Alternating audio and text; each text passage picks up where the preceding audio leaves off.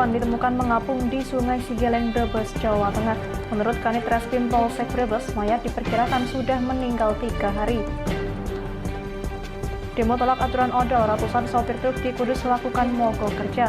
Selain itu, mereka juga berencana akan menyampaikan aspirasi ke Gubernur Jawa Tengah. Bandara Boyolali mulai terapkan pelonggaran aturan penerbangan. Bagi penumpang yang telah vaksinasi kedua, tidak membutuhkan surat negatif COVID-19. Selamat sore pemirsa, bersama saya Amanda Soraya, inilah Jateng hari ini. Ratusan sopir truk di Kabupaten Kudus, Jawa Tengah kembali menggelar aksi menolak peraturan penerapan sanksi bagi truk overdimensi dan overload atau odol. Para sopir truk ini pun mogok kerja selama 2 hari dan rencananya mereka akan menyampaikan aspirasi ke kantor Gubernur Jawa Tengah.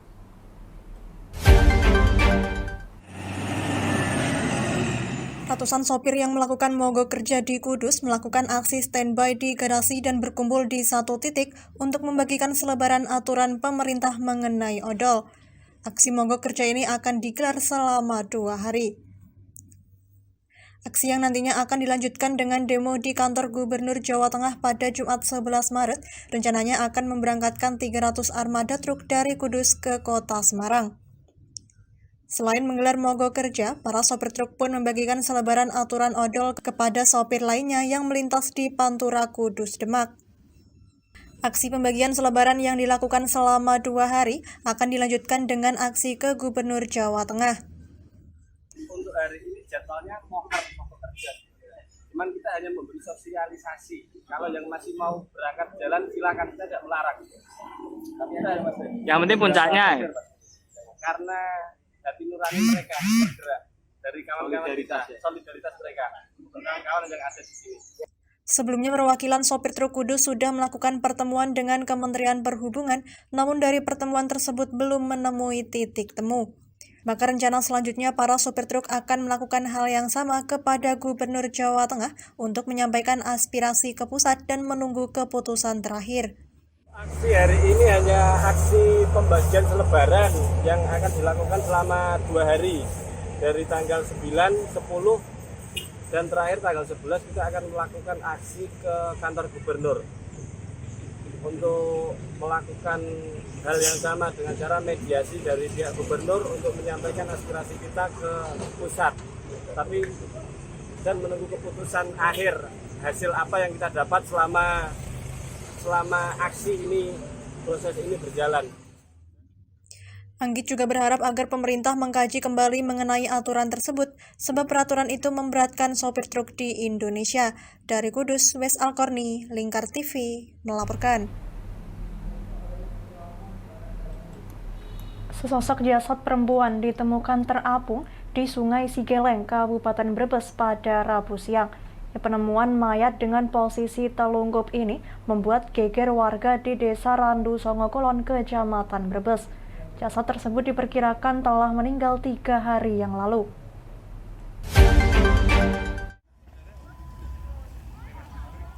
Warga Desa Randu Songokulon, Kecamatan dan Kabupaten Brebes digegerkan dengan penemuan sesosok mayat yang terapung di Sungai Sigeleng.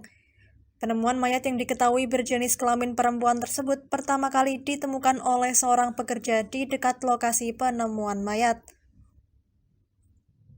Tim identifikasi Polres Brebes dan unit Reskrim Polsek Brebes yang datang ke TKP langsung melakukan olah TKP guna mengidentifikasi mayat, termasuk meminta keterangan para saksi yang menemukan mayat tersebut. Imam Saripin, warga yang pertama kali melihat jasad terapung, mengatakan saat itu dirinya sedang bekerja di dekat lokasi penemuan mayat, namun dirinya melihat sesosok mayat mengapung di Sungai Sigeleng. Semula dia mengira hanya bangkai kerbau, namun ketika dilihat lebih dekat ternyata sesosok mayat. Dirinya langsung melaporkan kejadian tersebut ke pemerintah desa setempat. Setelah dilaporkan ke pemerintah desa, tak lama berselang anggota TNI Polri dan tim Inafis serta ambulans dari PMI Brebes tiba di lokasi kejadian dan mengevakuasi korban. Loh, aku kan di sini kan kerja ngecat tuh si ban, terus lihat patang, kirain sih patang kerbau, tahu-taunya patang orang. Jam terus berapa tadi? Tadi jam 11.30 lah. Terus setelah Anda melihat apa yang dilakukan? Langsung lapor Lapor ke polisi, ya? desa untuk polisi. Kanit Reskrim Polsek Brebes Ibtu Iwan Sujarwadi mengungkapkan, jika sesosok jenazah yang ditemukan diperkirakan sudah 3 hari meninggal dunia. Masih terdapat cincin di jari kanan kirinya, termasuk korban mengenakan kalung dengan liontin bertuliskan huruf A. Ini masih penemuan mayat, tapi hasil pemeriksaan sementara belum ditemukan tanda-tanda kekerasan ataupun luka.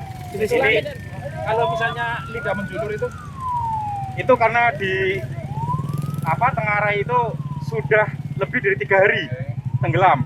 Jadi upaya kami nanti akan melakukan identifikasi lebih jauh di RSUD. Sementara Kepala Desa Randu Songo Kulon Avan Setiono mengatakan, jika mayat yang ditemukan diperkirakan bukan warga desanya.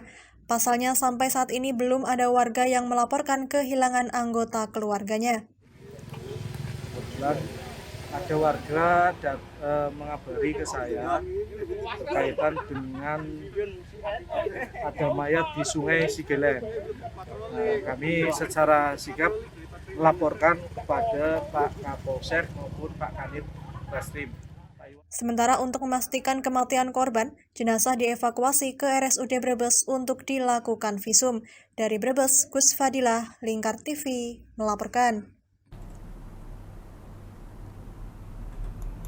Banjir kembali menerjang Kecamatan Batangan, Kabupaten Pati. Terdapat setidaknya 3 desa kembali diterjang banjir pada Kamis dini hari. Tidak hanya di permukiman warga, banjir juga turut merendam jalur pantai utara Jawa atau Pantura dan sempat menyebabkan kemacetan.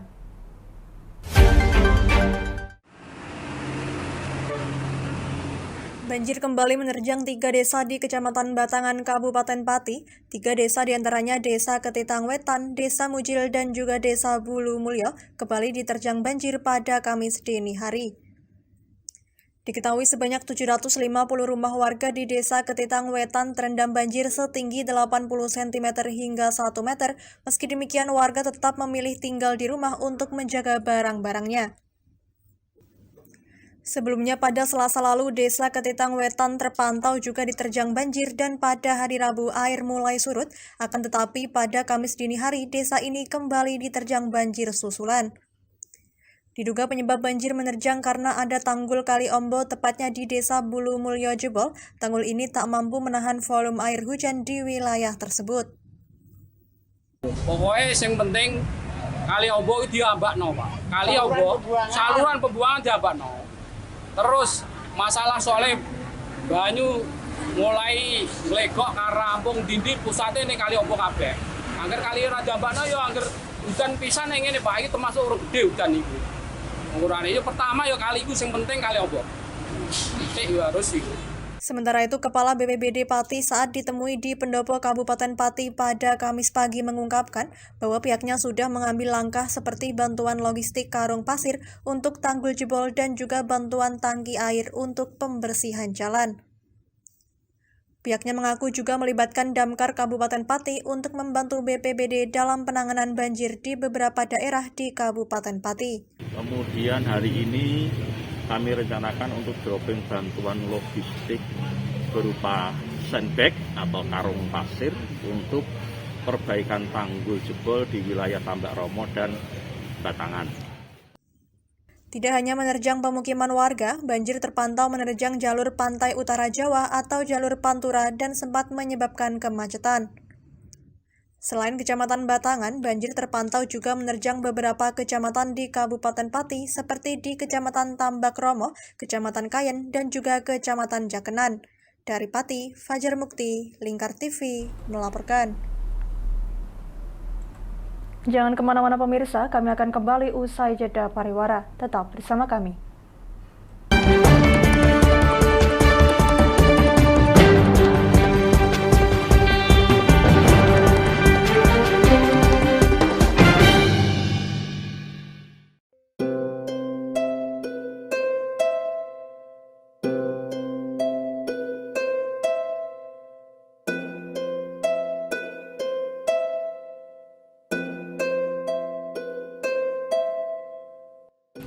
Wah iki yo siaran TV apik temenan. filme cocok karo suasanane.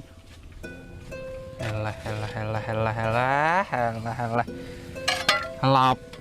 Lah bro ngene iki awan-awan kok. Iki lho nonton TV, Kang. Wah, kenal nedan kowe wong kenang delok HP kok delok TV piye? Wah, kurang update kowe iki, Kang. Lho, maksudnya piye kok ngarani aku update itu? Iki lho deloken, aku nonton TV tenan. Apa kira nonton HP? Wong delok HP ngono kenal nedan apa iki? Iki lho delok siarane. Lho, kok iso ya? Yo TV apa? Jenenge Lingkar TV, Kang. Saiki erane TV kok ngene iki. Kok Lingkar TV nek dia awak dhewe panggone iso nonton TV lewat HP. Kok ngene iki. Ana film-film ngene iku ya? Iya, filme apik-apik kok ngene iki. Awak dhewe nek sawah leren mbut gawe iso leren ndelok film-film ngene iki. Padha iso ngene iku. Iso, ora ketinggalan karo cah-cah kae. Duh. HP ku kok ora iso tak nggo ngono piye carane iki? Iki lho Rip, tak doi carane. Piye? Kowe buka Play Store. Play Store, Mas. Yo iku pokoke. Play Store apa? Ketik Lingkar TV. Engko lek wis ngono, klik install. Nah, engko wis ana metu menune Lingkar TV karek ndelok siaran apa ae. Film-filme apik-apik Rip. Berarti film channel Lingkar TV metu nang kene kabeh ra? Iso. Filme wah cocok karo suasana cara didelok ya. Oh, wis iki iso iki. Iya metu kabeh ngene TV wah. Iya. Ondiange ya. Mangkane Lingkar TV filme apik-apik kabeh. Iya, aku ngene kok lagi reti iki malah. Sekolo ana bocah-bocah ajak delok. Heeh, ben seru nang kene ya, kawan. Wabek. Rene lo. Tak deloki apik-apik ana film Jos iki.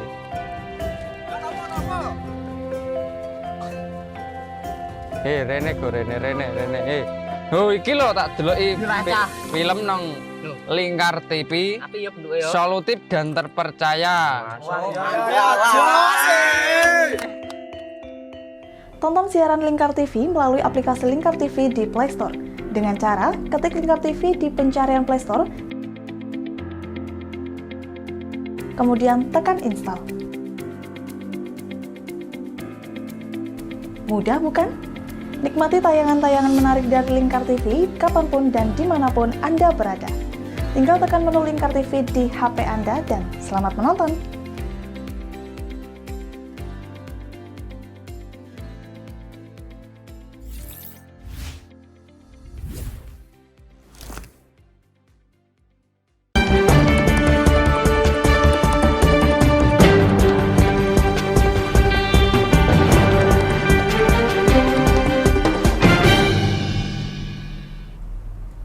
Anda masih bersama Jateng hari ini pemirsa. Ratusan personel yang terdiri dari Babinsa, Babin Kamtibmas, personel kesehatan TNI Polri, serta tenaga kesehatan Pemda menerima penghargaan penanganan COVID-19 dari Pangdam 4 Diponegoro, Kapolda Jawa Tengah, serta dari Bupati Pati Haryanto. Pemberian penghargaan ini dilakukan di Pendopo Kabupaten Pati pada Kamis pagi.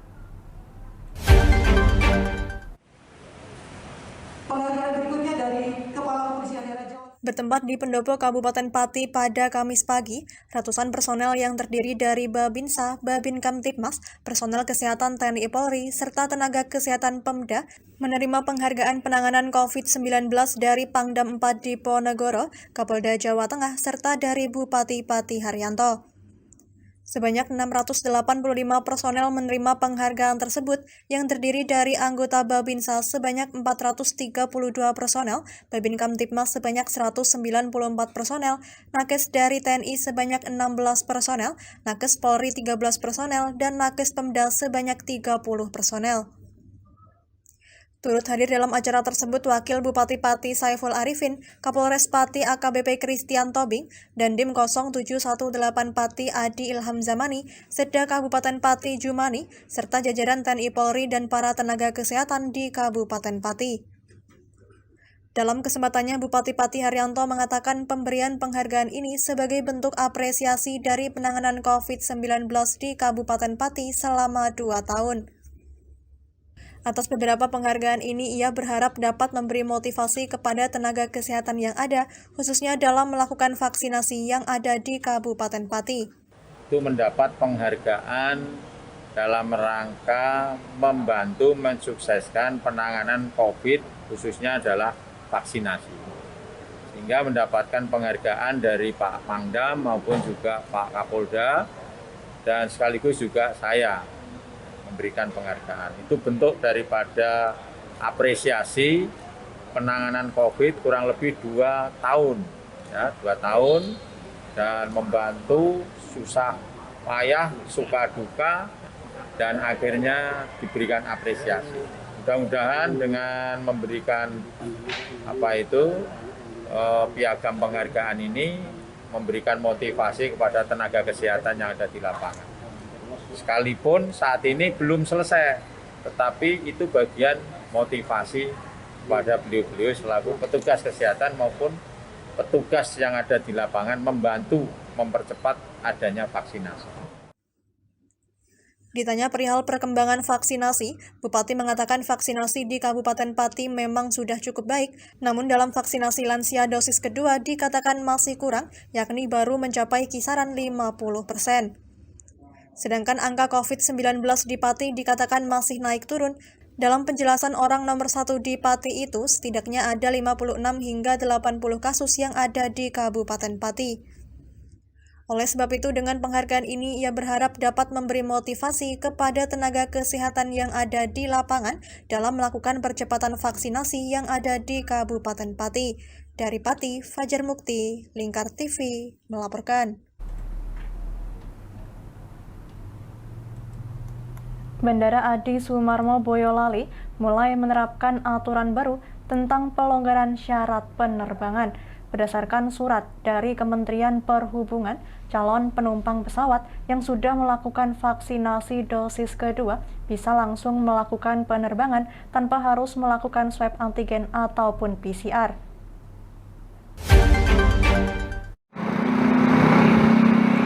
Inilah suasana Bandara Adi Sumarmo Boyolali saat mulai penerapan Surat Edaran Kementerian Perhubungan Nomor 21 Tahun 2022 tentang pelonggaran perjalanan domestik.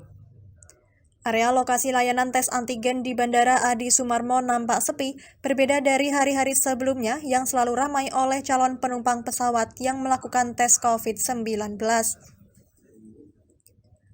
Bandara Adi Sumarmo Boyolali pada hari Rabu 9 Maret 2022 baru mulai menerapkan aturan dari Kementerian Perhubungan. Hal ini langsung disambut baik oleh calon penumpang pesawat terbang. Selain bisa menghemat pengeluaran saat akan melakukan perjalanan udara, hal ini juga bisa memangkas waktu persiapan bagi calon penumpang sebelum terbang. Ya, kebetulan saya kan sering terbang, ya, jadi ini sangat membantu karena memang virus Omicron ini kan tidak kayak Delta. Jadi mungkin pemerintah saya rasa sudah mengambil langkah yang tepat untuk itu, karena memang dari segi biaya juga efisiensinya sangat terjamin untuk kita. Dalam penerapan surat dari Kementerian Perhubungan Nomor 21 Tahun 2022, pihak Angkasa Pura saat ini hanya melakukan pengecekan status vaksinasi calon penumpang melalui aplikasi Peduli Lindungi sebelum masuk ke area boarding bandara. Bagi calon penumpang angkutan udara domestik yang sudah melakukan vaksin dosis kedua, bisa langsung melakukan penerbangan. Namun jika belum melakukan vaksinasi atau calon penumpang memiliki penyakit komorbid, diwajibkan menunjukkan hasil negatif tes COVID-19 yang terbaru. Memang jadi lebih efektifnya hari ini sih Mas, untuk penerapannya. Untuk teknisnya itu penumpang bisa cek di Peduli Lindungi, di fitur e-hak, itu pengecekan untuk kelayakan terbang. Nanti dicek, ketika yang bersangkutan memang sudah vaksin 2, itu tidak perlu adanya surat keterangan hasil negatif antigen atau PCR, sudah bisa muncul keterangan untuk layak terbang, seperti itu. Pihak Angkasa Pura Bandara Boyolali juga masih menyediakan layanan tes COVID-19 bagi calon penumpang pesawat. Dari Boyolali, Taufik Irvani, Lingkar TV, melaporkan. Berita tadi sekaligus mengakhiri kebersamaan kita kali ini. Terus saksikan Jateng hari ini setiap pukul 17 waktu Indonesia Barat hanya di Lingkar TV. Akhirnya saya Mada Soraya, mewakili seluruh kerabat kerja yang bertugas pamit dari hadapan Anda. Terima kasih dan sampai jumpa.